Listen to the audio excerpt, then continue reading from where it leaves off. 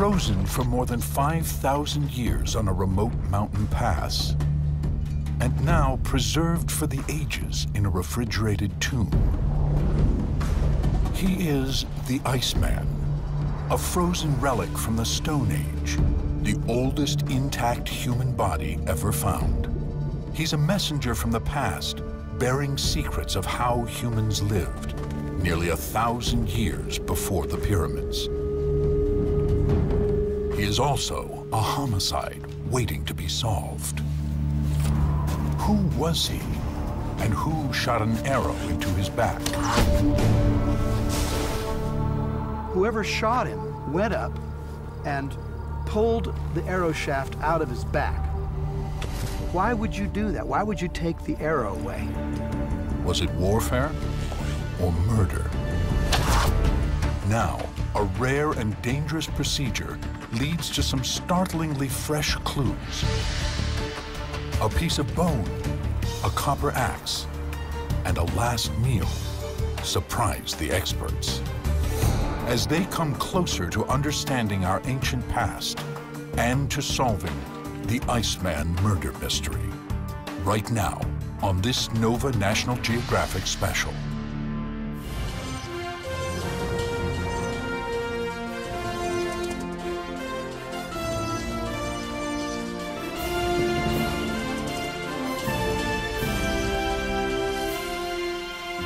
Major funding for NOVA is provided by the following: the David H. Koch Fund for Science, supporting NOVA and promoting public understanding of science. HHMI. Howard Hughes Medical Institute. And the Corporation for Public Broadcasting, and by PBS viewers like you, thank you. Additional funding from Lockheed Martin, inspiring tomorrow's engineers and technologists. And Millicent Bell, through the Millicent and Eugene Bell Foundation.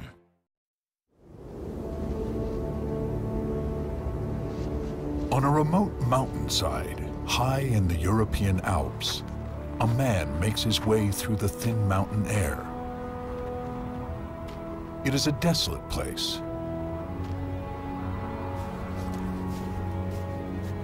But he is not alone. On this day, 3,000 years before the birth of Christ, this man's life will end in a violent death.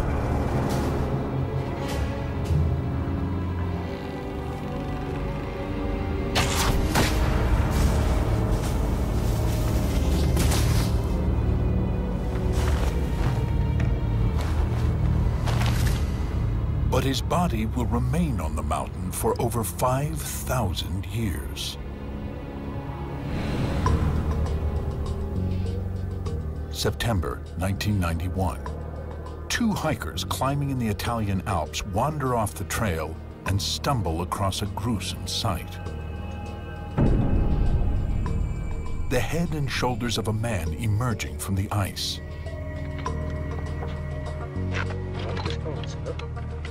At first, the pathologist responding to the scene assumes it's simply the remains of an unfortunate hiker, one of many lost to the Alps over the years. But this body looks different. It shows almost no signs of decomposition. Its skin and flesh appear to have been freeze-dried. Hands, feet, even eyeballs are still intact. The mountain air and ice had transformed this corpse into a mummy. As the recovery continues, some unusual items begin popping up. Bits of leather and handmade rope, and a knife with a flint blade. This was no ordinary hiker.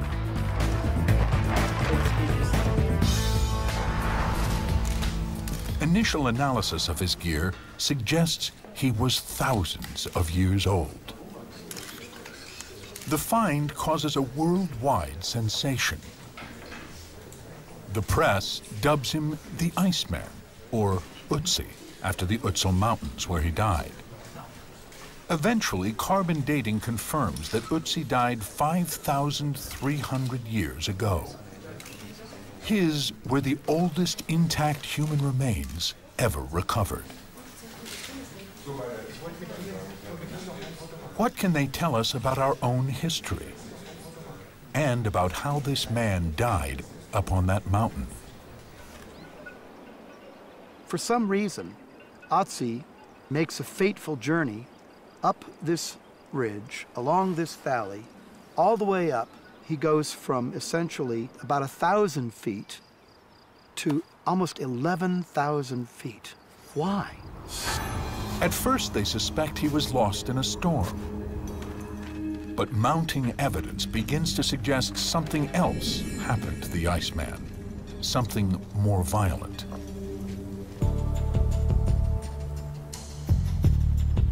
Exactly what that was will likely be uncovered here in Bolzano, Italy. Just 30 miles from the spot where he died, a multi-million-dollar museum celebrates what could be the world's oldest open case of homicide. Ötzi's mummified body is on display, carefully frozen in a custom-made crypt. Temperature 20.3 degrees Fahrenheit, relative humidity 98%.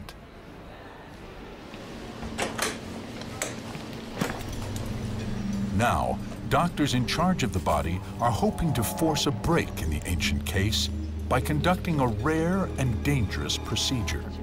They are letting the Iceman's body defrost. Scientists flock to Bolzano to get their hands and instruments on the 5,000-year-old corpse. They will be following fresh leads about the Iceman's death, but also his life at a key turning point in human civilization. They will have just 9 hours to complete their investigations before the Iceman must be refrozen. Pathologist Eduard Egarter Wiegel is leading an operation that could be risky. One risk is that scientists who enter the room bring their bacteria and germs with them. Another risk is that we have no way of knowing if there are still living organisms in the mummy itself and if these would be reactivated in the defrosting. If the body is harmed by the defrosting, the loss would be profound. Scholars depend on this one corpse to shed light on a crucial time in human history. Ötzi is unique. He's from the very end of the Stone Age, a time when humans still used stone tools, but before they had mastered the art of smelting metal.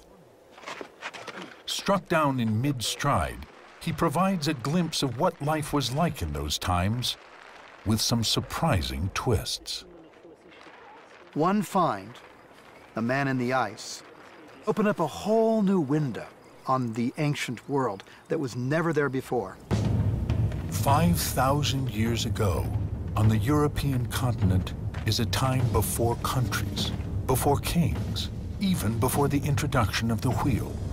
In these alpine valleys, some people are living in small settlements, just beginning to grow crops like wheat and barley, and to raise goat, sheep, and cattle.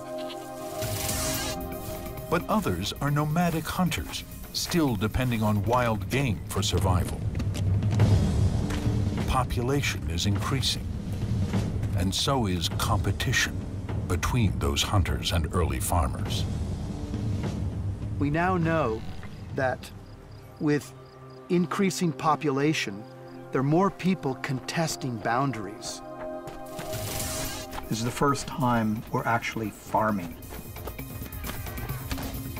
So people can now fight over a plot of land and over the resources on it.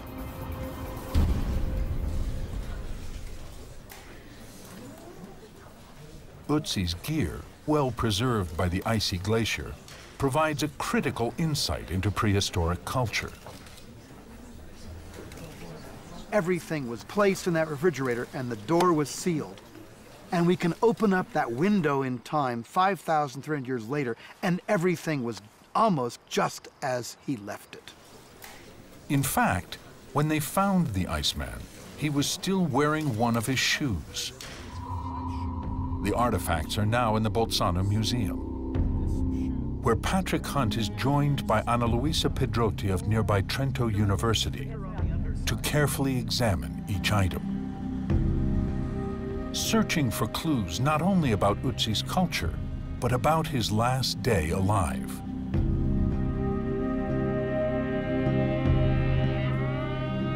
Why would he have been carrying these things with him at the time of his death? The shoe is one of the earliest examples of its kind and surprisingly complex. You can just see here at least 3 different kinds of material. You see grass, you see skin, and you see cord. It's unlikely a man from the Stone Age would wear shoes all the time. But if he knew he was going to cross the rocky slopes and glaciers of the Alps, shoes like this would be important to pack along. The artifacts not only provide personal details about the man who carried them, they prove that Stone Age designs could be surprisingly sophisticated. His backpack, with its wooden frame, seems almost modern. A leather pouch was possibly tied around his waist, like a fanny pack. Chunks of tree fungus, thought to have medicinal powers, served as a first aid kit. Maple leaves were used to carry hot embers for starting fires. Otzi's culture knew the use of every possible plant and stone and wood.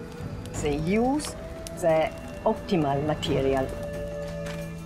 But venturing into the mountains beyond his settlement could be dangerous. Wolves, wild boar, and bears were common. Clashes between settlements and hunters were also possible.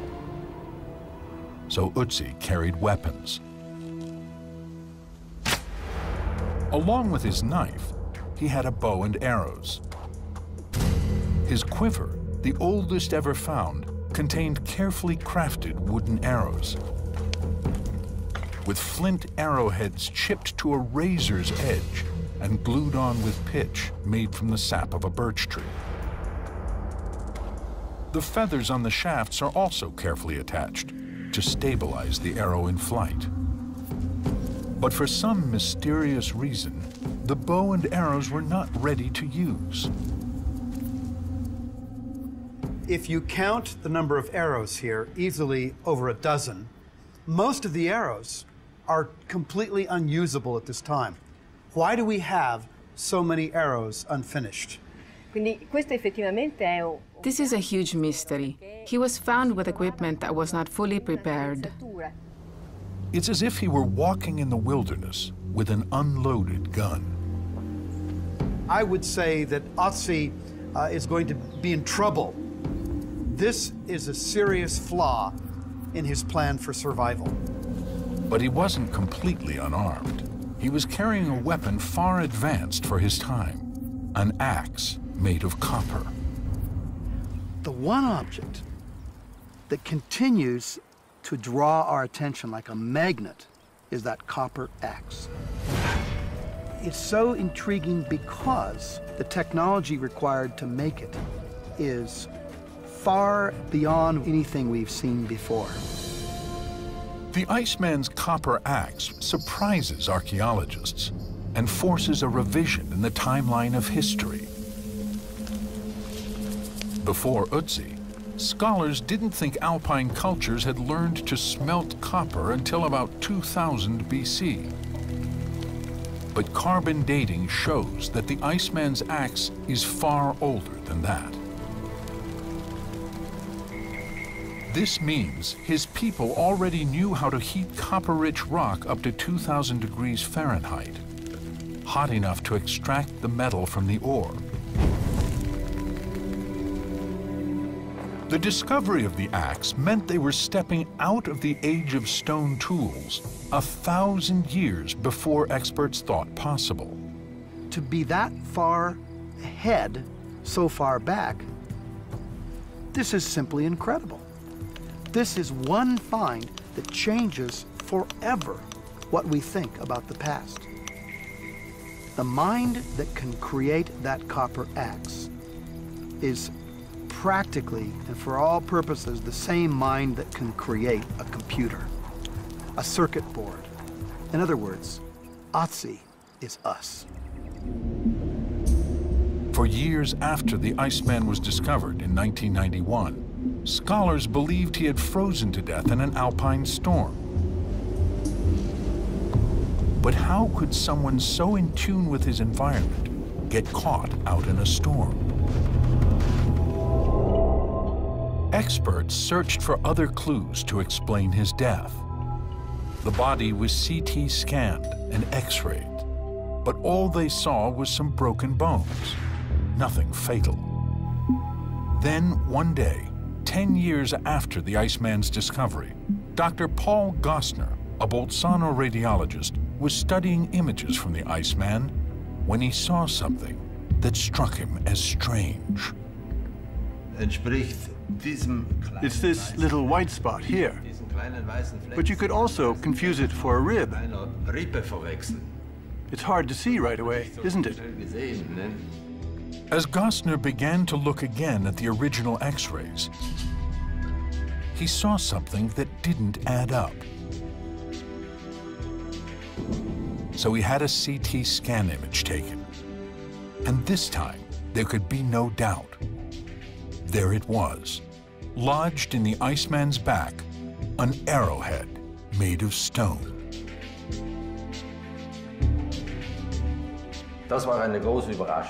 That was a great surprise, since up until that time, we didn't know that he was shot.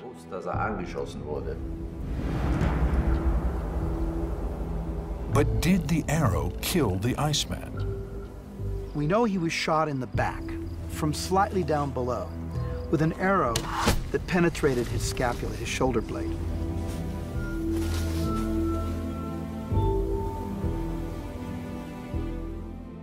The CAT scans revealed that the arrowhead had, in fact, hit its mark.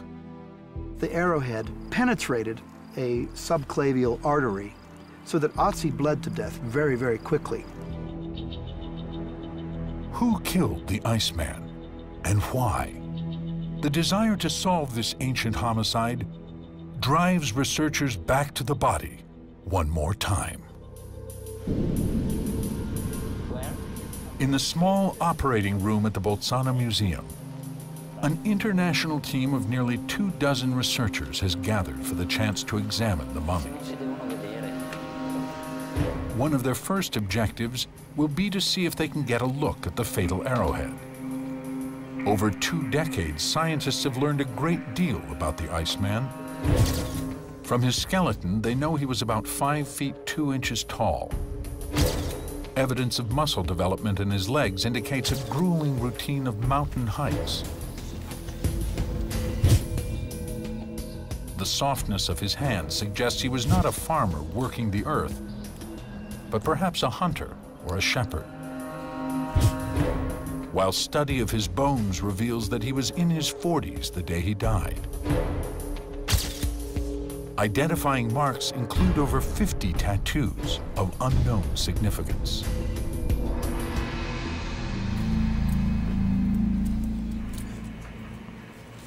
Biological anthropologist Albert Zink is head of the Institute for Mummies and the Iceman. Together with Dr. Egarter Wiegel, Zink is leading the procedure. We're all a little bit excited and also nervous because we have a lot to do, and we also have to be sure that the Iceman doesn't have any damage due to this investigation. After a night spent outside his freezer, Ötzi is thawing nicely. Sorry. As the mummy melts, he starts to sag. To prevent the body from completely falling apart, scientists place him in a special box.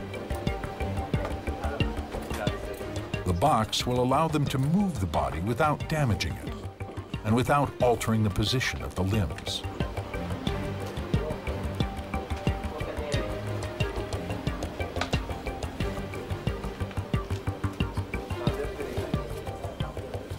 You can see the mummy is well defrosted. Tissue is soft. So I think that we can start now with the investigations. Body parts that were frozen now move.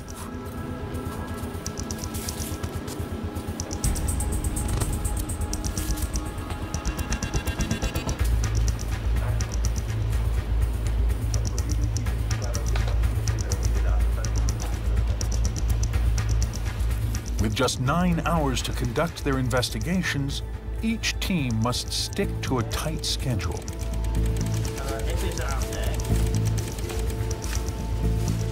In order to gain access to his left shoulder and the arrowhead, doctors move quickly to flip Ötzi face down. They hope the arrowhead may provide a clue to help solve one of the key mysteries of Ötzi's death. Was he killed in a skirmish with another settlement, or some hunters over it? Still in his back, put there by one of his. One clue supporting this idea is his copper axe. That axe was so advanced, some believe it marks Ötzi as a man of great importance in his community.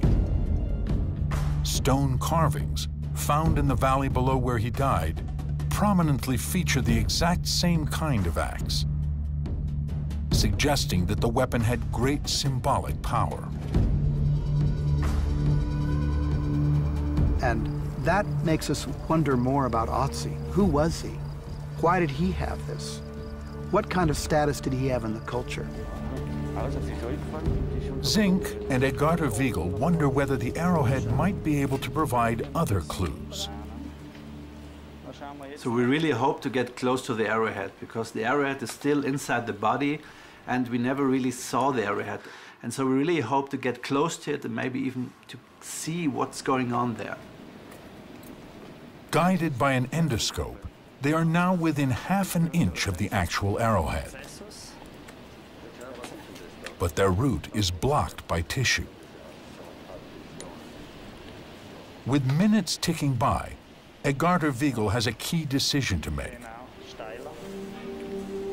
So far, they have used pre-existing access routes, created long before the presence of the arrowhead was known.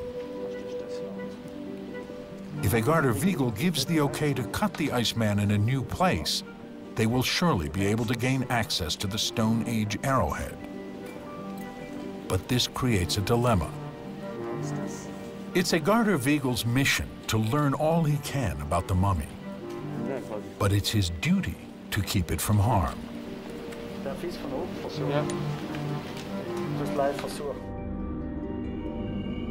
The Iceman's body has become a kind of protected landscape, an archaeological site older than Stonehenge, with distinct areas marked out for exploration over the years. So the Iceman is not just an extremely cold case. He's considered by the government to be a cultural treasure. That prevents Edgardo Wiegel from performing a true autopsy, the kind of procedure that might radically alter a human time capsule that has remained intact for nearly 2 million days. Edgardo Wiegel and Zink have devoted much of their careers to studying this time traveler from the Stone Age. Now they visit the remote pass where Ötzi met his fate. We see now in front of us this wall, the place the Iceman was found. Ötzi was found just 100 yards from the border between Italy and Austria. 5,000 years ago, he climbed to this ridge and was killed. Here we are on the top of the mountain. And if you look down in the valley, we see that the distance is very, very long. There are more than 1,500 meters.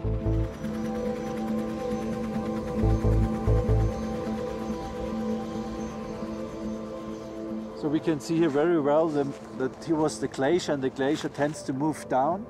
And normally a dead body would have been transported with the glacier down and destroyed completely. Most bodies lost in glaciers get buried in the river of ice and slowly glide down the mountain along with tons of stone and other debris, all grinding together. Alpine glaciers typically move about 100 feet per year. And after a few hundred years, most of the debris that gets caught up in them emerges at the bottom along the melting edge of the ice. But while the circumstances of Ötzi's death appear extremely unlucky, in archaeological terms, he couldn't have fallen in a better spot. The sun and wind dried his body out completely. Rocks on either side of him formed a small trench. This eventually filled in with 10 feet of snow and ice, preventing the Iceman's body from being swept into the deadly frozen current that flowed all around it. 50 feet to the right or left, and his body would have been ground to bits and lost forever. The mountain created and then protected the Iceman. Back in the operating room, Edgarder, Wiegel, and Zink have to decide whether they're going to cut into the mummy, risking permanent damage. Though investigators have known for a decade that Ötzi was killed, no one has ever seen the actual murder weapon. It's the last piece of unexamined evidence remaining. The team going after the arrowhead is tantalizingly close.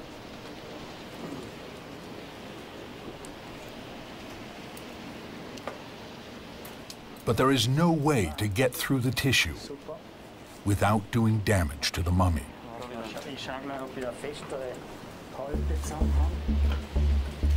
Edgarder Wiegel decides to play it safe and move on without making a new incision. We want to make sure that Otzi is kept intact. Archaeologists have a tendency to alter the artifacts in a very destructive way. Once you excavate some sites, you can never go back, and you can't correct your mistakes. You can't do it over again. Though the arrowhead is critical, it's not the only evidence in the case. The idea that Ötzi was killed in a skirmish with a rival settlement or band of hunters seems to be supported by microscopic signs that he was on the run in the days leading up to his violent death. He's carrying those tiny clues in his intestine. Wherever you walk in late spring to early summer, there's going to be a lot of pollen in the air. The pollen is going to also be in his throat and on his food. At different elevations, different trees release their pollen. In this region, a tree called hornbeam dominates the lower elevations, while higher up the mountain, conifer forests cover the slopes. In Ötzi's intestine, scientists find a layer of hornbeam pollen. On top of that, a layer of conifer. It's a clear indication he's moving up the mountain. Oddly enough, we believe he came back down again because there's another layer of hornbeam pollen on top of the conifer pollen, which means he went up, for some reason came back down, and then went back up again to his death. What possesses a man to make such a journey unless for life-threatening reasons. He has to move. And there is more forensic evidence that the Iceman was being pursued in the days leading up to his death. On his right hand, a deep cut slicing across the palm, possibly the result of hand-to-hand combat involving a knife.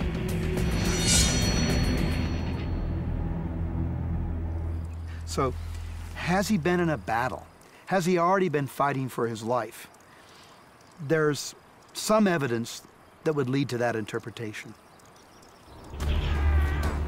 But this warlike scenario has one hitch, and it has to do with what must have been the Iceman's most prized possession: his axe. Why would the killers leave such a valuable object behind? It makes sense if Otzi is just a victim of a long-distance kill shot, where someone would shoot him, leave the arrow, leave the axe, and run away. But the shaft of the fatal arrow was never found, suggesting the attacker got close enough to pull it from the Iceman's back. Anyone getting that close to the body would have been within reach of Ötzi's copper axe.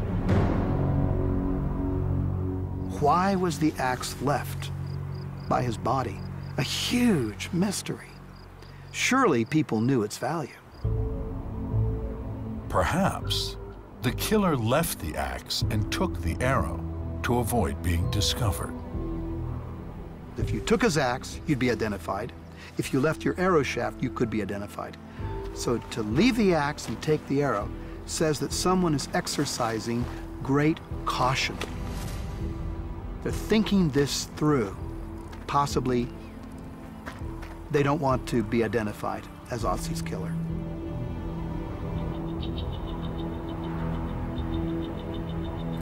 Okay. Yeah. In the search for more clues about Ötzi's killer, it's time for a new group to have their turn with the body. This team will be looking for blood, specifically in Ötzi's brain. On scans of Ötzi's skull, there are clear signs of fracture. And in pictures of the shrunken but still intact brain, some areas appear darker than others, which could be either blood or rot. If it's blood, it's proof he suffered a blunt force trauma to the head just before dying. If we really could find an evidence for a bleeding, this would prove that this was an injury that happened during the process when he was dying. And the bleeding just happens if you're still alive or maybe if you're in the process of dying. The second layer. Yeah, that's brain. That's the brain. Pincers threaded through holes drilled in Ötzi's cranium years ago That's the brain surface. Okay. snip samples of his brain. Open. Okay. Remove dura. Tira. When analyzed in the lab, these dark clumps of brain matter test positive for blood, confirming that Ötzi suffered a blow to the head before he died. But how? Either he was finished off by his killer at close range, or he hit his head on a rock after being struck by the arrow. Ultimately, the forensic evidence is inconclusive, but the blood in the brain confirms that his last moments were traumatic. All this analysis has taken time, and the body cannot remain defrosted much longer. With so much information about his death still inconclusive, scientists shift their focus to look for more clues about Ötzi's life. The copper axe suggests he was a figure of some importance. But was he a farmer? A hunter? A shepherd? Why was he alone? Was he perhaps on the run? Unfortunately, the one vital organ that could possibly answer all these questions has been missing for 20 years. But recently, it has been found by the same radiologist who discovered the arrowhead. Over the years, Dr. Paul Gostner has seen thousands of images of the mummy's insides. But one day, while scanning the familiar images, an unexpected shape seemed to emerge. Here we have the esophagus, heart, lungs. See? And if you go further down, then you see an image that corresponds to that of an organ, a big hollow organ. The big hollow organ was something no one had noticed before. The Iceman's stomach. How was it possible for everyone to miss something so basic as his stomach? The answer? Because it was not where it should have been. The stomach had moved. When the Iceman was found, his body was draped face down over a rock. For 50 centuries, he hugged that rock, pressed under tons of ice. His body, squeezed between the rock below and the ice above, pancaked. While the organs inside his body were preserved intact, some of them were squeezed out of place. The stomach usually sits in the upper abdomen. When a person stands, then the stomach moves down a bit. When a person lies on his stomach, then the stomach pushes up. When a person lies on his stomach and has a ton of ice on top of him, then the stomach is pushed up even further. You don't see the stomach because it's too far up. The team assembled to explore the stomach first tries to reach it the usual way, passing an endoscope in between the Iceman's teeth, through his mouth, and down his throat.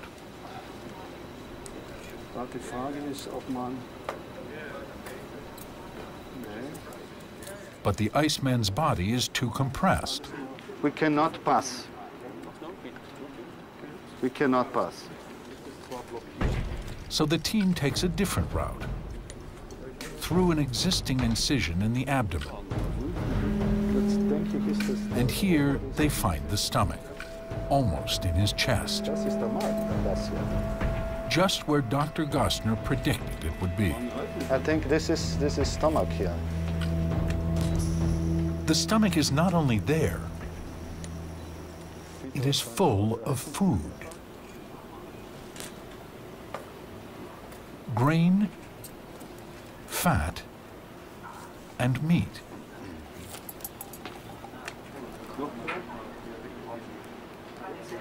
So much material from the stomach now.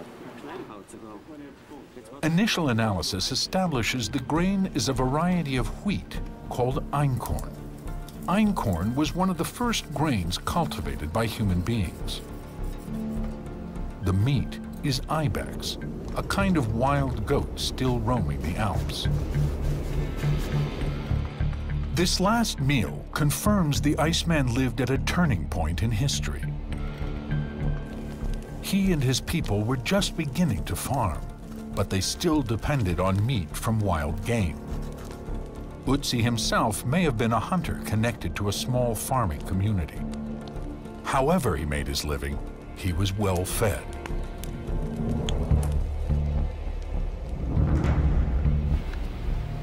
After 9 hours, Ötzi is re-sewn,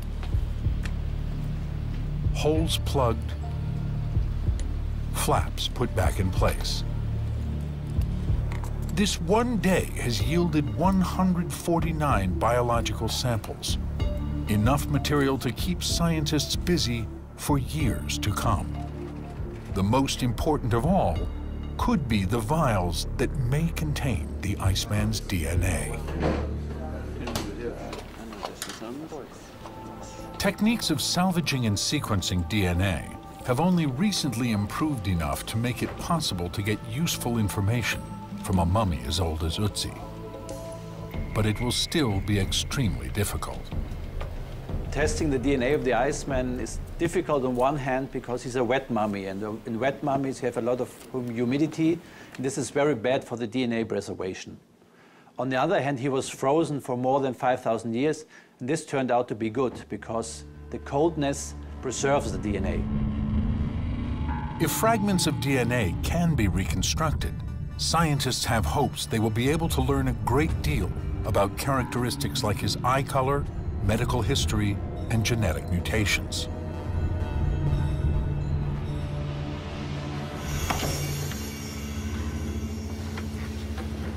But first, they have to get the DNA.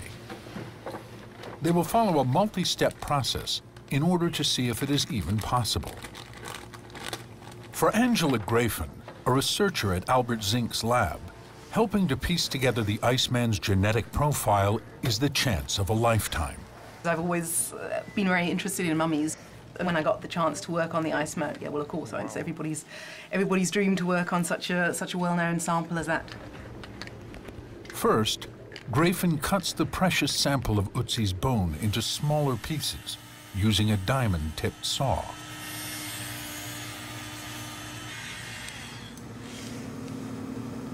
Tiny bone samples are placed into a sterile container with a steel ball. When the container is shaken at a high speed, the ball pulverizes the bone, breaking apart individual cells. Grafen adds various chemicals to make the DNA easier to extract.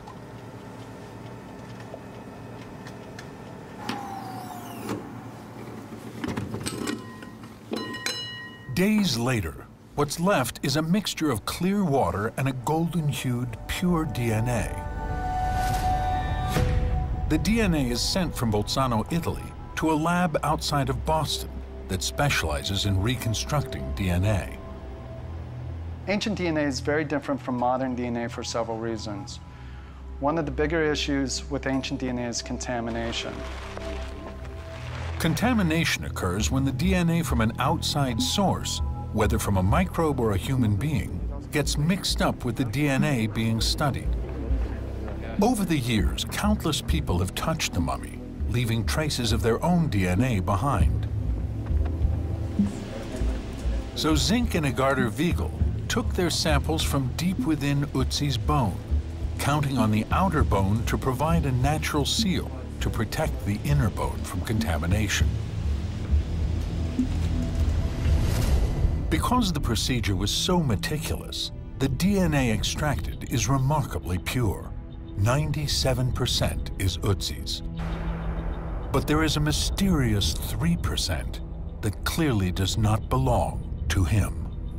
We found an interesting surprise when we looked at this contamination. A significant portion of the contamination was actually attributable to a microbe that causes Lyme disease. Lyme disease is caused by a bacteria spread to humans by ticks.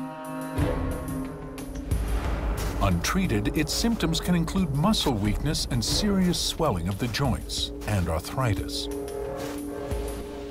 While Lyme disease is common today, the microbial DNA contained within Ötzi's genes is proof that the disease is at least as old as the Stone Age. It's the oldest trace of Lyme disease ever identified. And here is where Ötzi's ancient DNA is nearly unique. His DNA has an actual body connected to it. This is different because this is not just a bone we can't tell anything of, but this is a whole mummy, the whole body is preserved. So this is the first time we can actually compare a whole genome with a whole preserved body. X-rays reveal that the Iceman's left knee shows signs of swelling consistent with someone suffering from arthritis or Lyme disease. And there are more revelations to come. After tediously reconstructing 98% of Ötzi's fragmented DNA, a clearer picture of who he was emerges. On the chromosomes of the genes that determine eye color, there's a marker showing that Ötzi had brown eyes. Other markers reveal that those with the closest genetic match living today are not from the Alps, but from Sardinia.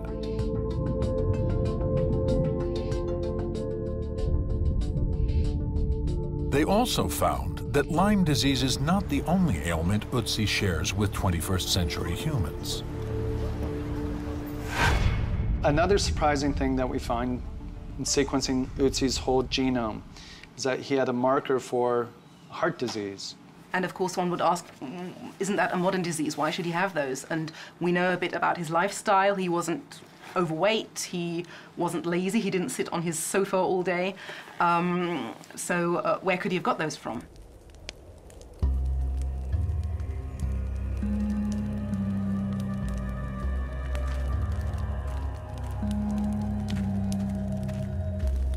We still think that many of the diseases are very modern diseases, are civilization diseases that just occur maybe 100, 200 years ago.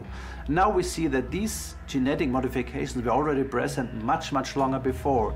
In fact, Ötzi's predisposition to heart disease is more than just a genetic curiosity.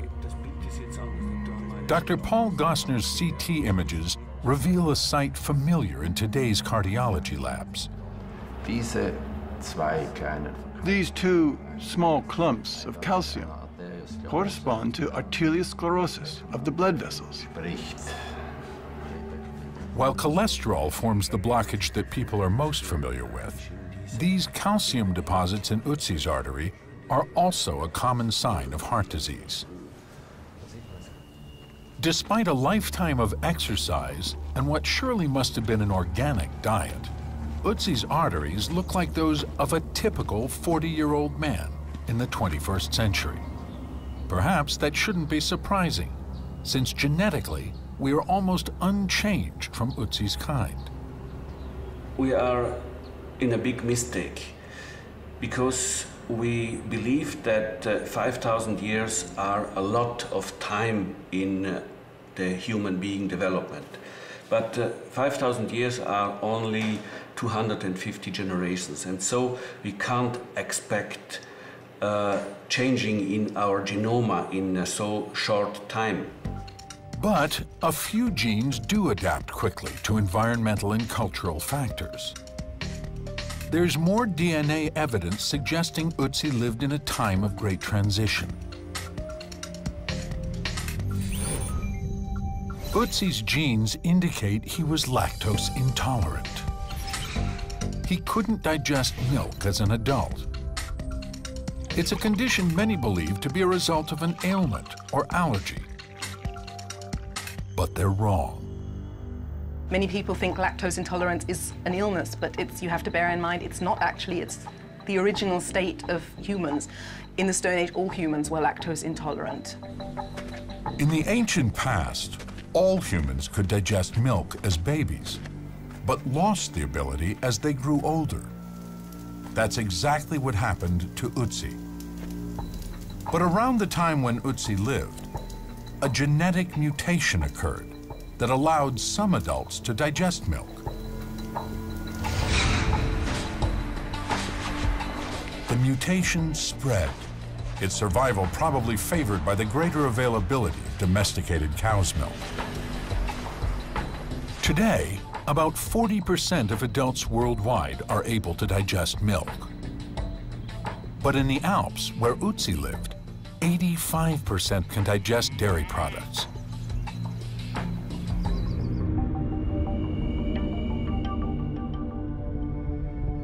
DNA analysis suggests Ötzi lived in a time of significant change, but it gives few clues as to how he died.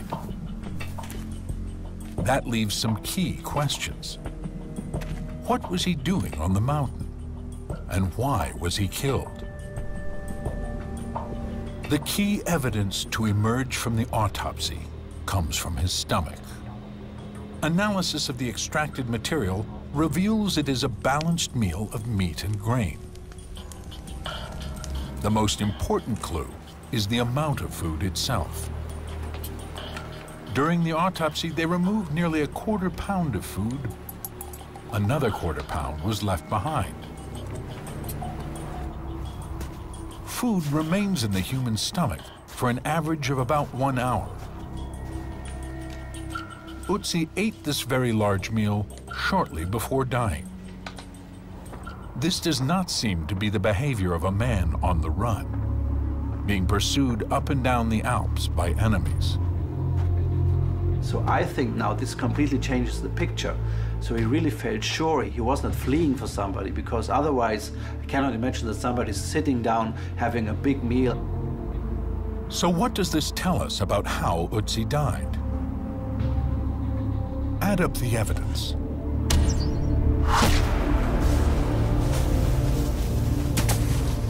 The missing arrow, the bleeding from his brain, a valuable copper axe left behind, a full stomach.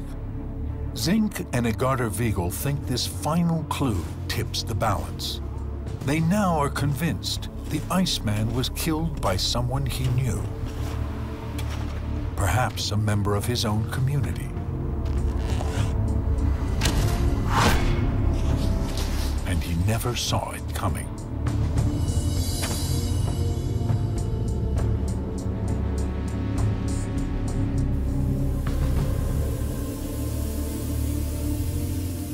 With the procedures complete, the samples taken, the visiting scientists gone, Egarter Wiegel preps the body to be refrozen. During this period, I'm alone with the mummy. Naturally, you let your mind wander, and science is no longer the focus, but you think about how this was actually a person who lived 5,000 years ago. What is his face telling me? What is the position of his body telling me? Then I start thinking about mortality, and well, I feel a real connection with him. Now, for a while at least, the Iceman will be left in peace. Of the estimated 100 billion humans who have been born and passed from this earth, the Iceman has managed to survive the ravages of time. And he continues to help us understand what it means to be human.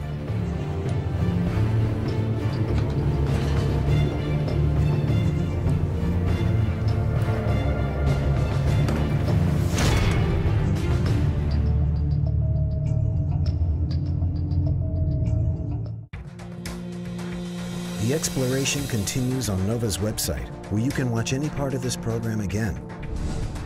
Find out how other ancient bodies were mummified, from the icy peaks of the Andes to the Iron Age peat bogs of Europe. And dig deeper into ancient worlds, with expert interviews, interactives, video extras, and more. Follow NOVA on Facebook and Twitter, and find us online at pbs.org. Major funding for NOVA is provided by the Deutsche Koch Fund for Science and promoting public understanding. HHMI. Howard Hughes Medical Institute. And the Corporation for Public Broadcasting, and by PBS viewers like you. Thank you. Additional funding from Lockheed Martin, inspiring tomorrow's engineers and technologists. And Millicent Bell, through the Millicent and Eugene Bell Foundation.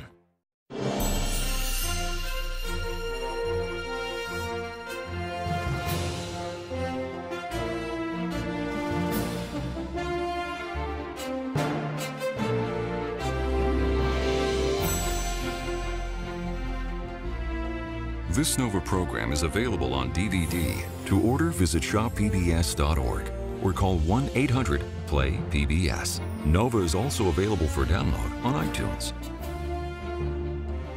Can you make yourself smarter? Mental athletes, begin. What makes some brains so special? Did Einstein really have a freakishly different brain? Is there any way to give your own brain a boost? Oh, wow! On NOVA Science Now.